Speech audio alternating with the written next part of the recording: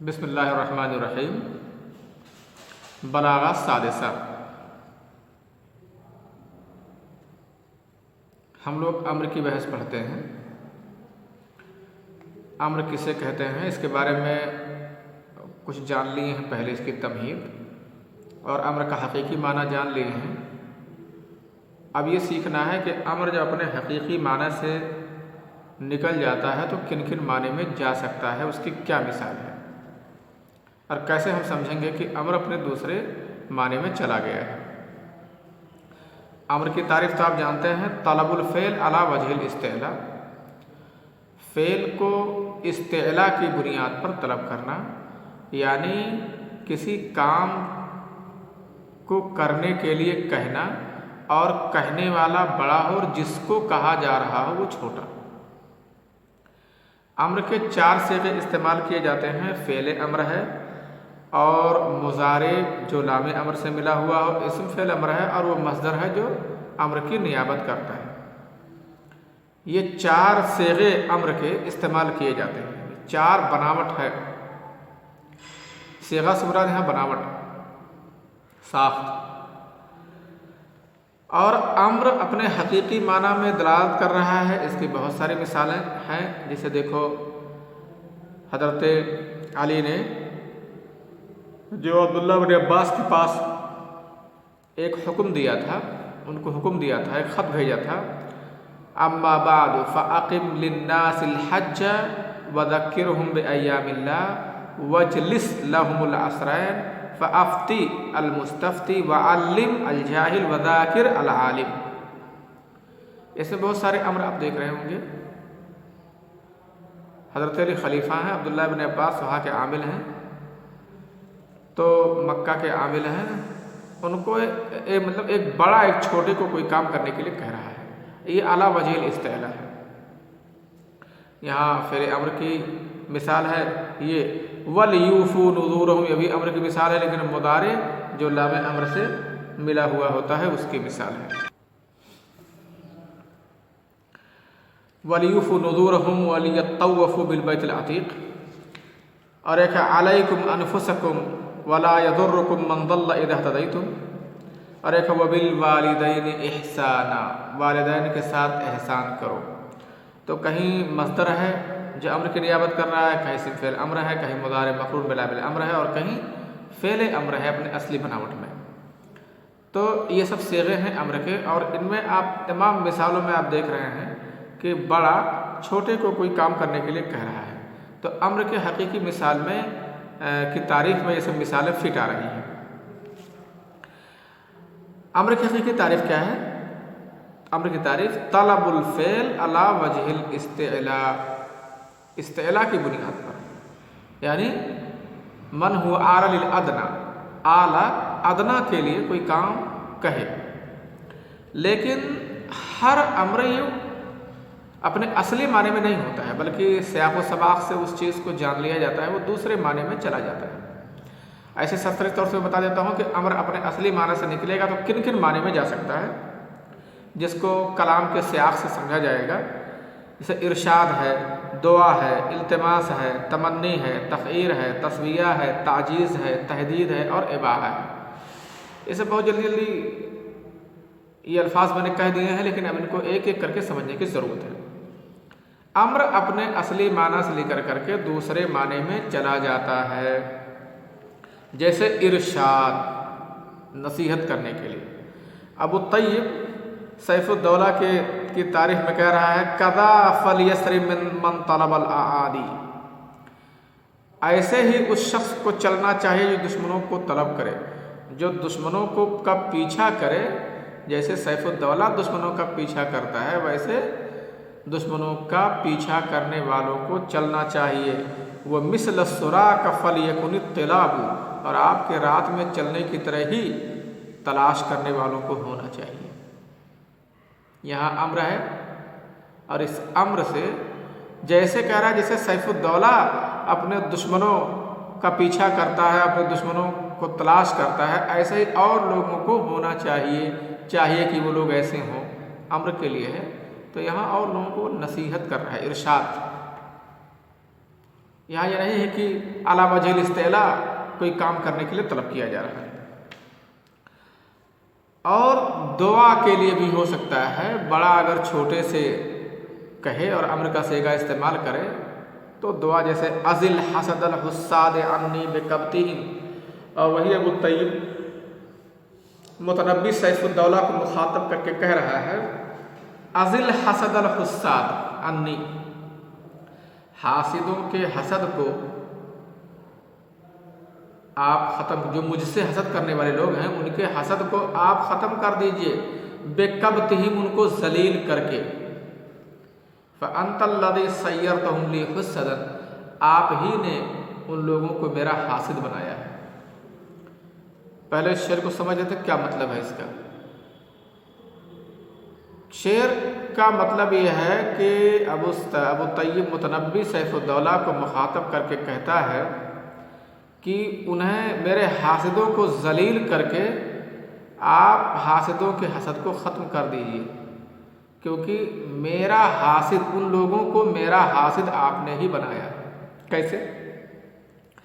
آپ نے مجھے وہ مقام و مراتب دیے ہیں، وہ مقام و مرتبہ دیا ہے، آپ نے مجھے وہ عزت دی ہے، بخشی ہے، جس کی وجہ سے وہ لوگ مجھ پر حسد کر رہے ہیں، مجھ سے حسد کر رہے ہیں. تو میری عزت و شرف کی وجہ سے جو لوگ مجھ سے حسد کر رہے ہیں تو یہ آپ ہی نے کیا ہے نا، ان لوگوں کو حاسد بنایا ہے. آپ مجھے اتنی جو ہے مجھے عزت نہ دیتے، مجھے مقام و شرف سے نہ نوازتے آپ، تو لوگ میرے حاسد کیوں ہوتے؟ آپ نے مجھے مقام و شرف سے نوازا ہے جس کی وجہ سے وہ لوگ میرے حاسد ہو گئے ہیں، تو ان لوگوں کو میرا حاسد آپ نے ہی بنایا ہے. اسی وجہ سے آپ انہیں ذلیل کر کے ان کے حسد کو ختم کر دیجئے، انہیں پست کیجئے، ذلیل کر دیجئے کہ وہ مجھ سے حسد نہ کریں. اب یہاں دیکھنے کی بات، دیکھو صیغہ تو امر ہے، صیغہ یہاں امر کے لیے استعمال کیا گیا ہے. ازل حسد الحساد عنی بکبتہم، حاسدوں کے حسد کو مجھ سے ان کو ذلیل کر کے ختم کر دیجئے. لیکن کیا علی وجہ الاستعلاء ہے؟ طلب الفعل علی وجہ الاستعلاء ہے؟ کیا بڑا یہاں چھوٹے کو کوئی کام کرنے کے لیے کہہ رہا ہے؟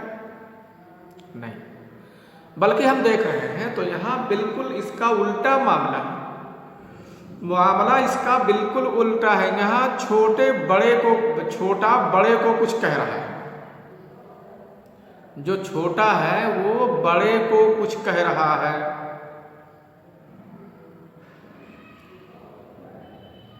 یعنی متنبی ایک شاعر ہے، ایک شاعر کا مقام، اور سیف الدولہ خلیفہ اس کا مقام. تو ظاہر ہے، اور شاعر متنبی یہ سیف الدولہ کو کچھ کہہ رہا ہے، اس کے لیے امر کا صیغہ استعمال کر رہا ہے، تو ظاہر ہے یہ تو طلب الفعل علی وجہ الاستعلاء ہوگا نہیں. تب اپنے حقیقی معنی سے نکل گیا. تب یہ دعا کر رہا ہے، دعا بولیں گے اس کو. جیسے بندہ اللہ سے کچھ کہے اللہ مجھے جنت دے دے، تو آرڈر کر رہا ہے، کیا حکم دے رہا ہے؟ علی وجہ الاستعلاء ہے؟ نہیں. اللہ بندے کو کچھ کہے تو یہ طلب الفعل علی وجہ الاستعلاء ہے، یہ حکم ہے، حکم حقیقی، امر حقیقی ہے. لیکن اگر بندہ اللہ کے لیے امر کا صیغہ استعمال کر رہا ہے تو یہ امر حقیقی تھوڑی ہے، بلکہ یہاں چھوٹا بڑے سے کچھ کہہ رہا ہے. یہ دعا ہے، یہ دعا، اس کو دعا کہیں گے. ازل حسد الحساد، ہاں تو یہاں کیا ہے؟ یہاں امر اپنے حقیقی معنی سے نکل کر کے دوسرے معنی کی طرف چلا گیا ہے، جس کو سیاق و سباق سے سمجھا جا رہا ہے. اب سیاق و سباق کیا ہے؟ سیاق و سباق ہے کہ کون کہہ رہا ہے، کس سے کہہ رہا ہے، یہ نا سیاق و سباق ہے. اگر کچھ پتہ ہی نہیں چلتا کہ کون کہہ رہا ہے، کس سے کہہ رہا ہے، تو ہم معنی اس کا کلیئر نہیں کر پاتے کہ یہ امر حقیقی معنی میں دلالت کر رہا ہے یا اپنے اصلی معنی سے نکل کر کے کہیں دوسرے معنی میں چلا گیا ہے. ظاہر ہے سیاق و سباق جاننا بہت ضروری ہوتا ہے، ورنہ کلیئر نہیں ہو پائے گا. تو جب سیاق و سباق پتہ لگ گیا، لکھا ہوا وقال یخاطبہ، اور اس کو مخاطب کرتے ہوئے، یعنی سیف الدولہ کو مخاطب کرتے ہوئے متنبی کہہ رہا ہے، متنبی نے کہا ہے یہ شعر، تب پتہ چل گیا کہ یہاں ایک چھوٹا بڑے سے کہہ رہا ہے، چھوٹا بڑے سے کہہ رہا ہے، تو یہ دعا ہے۔ ازل حسد الحساد انی بکبتہم فانت الذی سیرتہم لحسدا۔ ایک بات اور جان لیجیے، اگر کوئی دوست کسی دوست سے کچھ کہے، اس کے لیے امر کا صیغہ استعمال کرے۔ کوئی برابر کا آدمی برابر سے، بادشاہ سے کچھ کہے، یا وہی ہے ایک ساتھی اپنے ایک ساتھی سے کچھ کہے، تو ہاں اس کو یہ دعا نہیں بولیں گے، اس کو التماس کہا جاتا ہے نا۔ اگر ایک ہم مرتبہ آدمی، کسی مرتبے کا آدمی اپنے ہم مرتبہ آدمی سے کچھ کہہ رہا ہے، وہاں اعلیٰ وجہ الاستعلاء نہیں ہے، نہ اعلیٰ للادنا ہے، نہ ادنا للاعلیٰ ہے، ایسا نہیں ہے، بلکہ برابر مساوی للمساوی ہے نا، برابر کے لیے برابر کا آدمی ہو، برابر کے لیے کچھ کہہ رہا ہے، تو اگر ایسی جگہ پر امر کا استعمال کیا جا رہا ہے تو وہ امر التماس کے لیے ہوتا ہے، وہ امر التماس کے لیے ہوتا ہے۔ جیسے امرؤ القیس کا شعر ہے، قفا نبک من ذکری حبیب و منزلی بسقط اللوا بین الدخول فحوملی۔ اس کو آپ امرؤ القیس کے قصیدے کا پہلا شعر ہے، آپ اسے پڑھے ہوں گے، اس کا معنی بخوبی جانتے ہوں گے۔ ٹھہرو ہمرو لے محبوب اور منزل کو یاد کر کے، جو منزل تودہ ریت کے موڑ پر ہے، جو دخول حومل توزے اور مقرات کے درمیان ہے، فتوضح فالمقرات لم یعف رسمها لما نسجتها من جنوب و شمالی۔ اسے جو آپ نے یہ دیکھا ہے اور شعر پڑھا ہے آپ نے، وہ جان لیا ہوگا، لیکن اس میں مین چیز یہ پڑھا ہوگا کہ یہاں قفا تثنیہ کو استعمال کیا ہے، تو اس کی تفصیل میں آپ کو بتایا گیا ہوگا کہ وہ اس وقت کے شعراء یہ فرض کر لیتے تھے، مان لیتے تھے کہ ہم کوئی شعر کہہ رہے ہیں، کوئی بات کہہ رہے ہیں، تو ہماری بات سننے والا کوئی ہے، ہمارے دو ساتھی ہیں جو ہماری بات کو سن رہے ہیں۔ ایسے اکیلے گنگناتے تو ایسے تصور کر لیتے کہ میں اکیلے نہیں گنگنا رہا ہوں، بلکہ میں اپنی بات کو، اپنے کلام کو میں اپنے دو ساتھیوں کو سنا رہا ہوں، یہ ایسے مان لیتے تھے، خیال کر لیتے تھے میں ان کو سنا رہا ہوں۔ تو گویا قفا جو امرؤ القیس اگر مان لیا کہ میں اپنے دو ساتھی کو سنا رہا ہوں، تو کہ ساتھی برابر کا آدمی ہوتا ہے، تو ایک برابر کا آدمی برابر سے کچھ کہہ رہا ہے کرنے کے لیے، تو یہی تو التماس ہے، لہٰذا اس کو ہم التماس بولیں گے۔ تو یہاں امر جو ہے یہ التماس کے لیے، امر اپنے اصلی معنی سے نکل کر کے جو دوسرے معنی میں چلا گیا ہے، وہ کس معنی میں چلا گیا، وہ التماس کے لیے ہے۔ اور باقی چیزیں آپ آگے دیکھیں گے، ایسے ہی پڑھیں گے اور یاد کریں گے اور دیکھیں گے اور سمجھیں گے۔ ٹھیک ہے، اچھا، السلام علیکم ورحمۃ اللہ وبرکاتہ۔ آج میں نے اتنا بتایا آپ کو کہ امر اپنے حقیقی معنی سے نکل جاتا ہے، تو دعا اس کا معنی ہو سکتا ہے، اس کا معنی ارشاد ہو سکتا ہے، اس کا معنی التماس ہو سکتا ہے۔ یہ تینوں مثالیں آپ یاد کر لیں گے اور ٹھیک سمجھ لیں گے۔ ٹھیک ہے، السلام علیکم ورحمۃ اللہ وبرکاتہ۔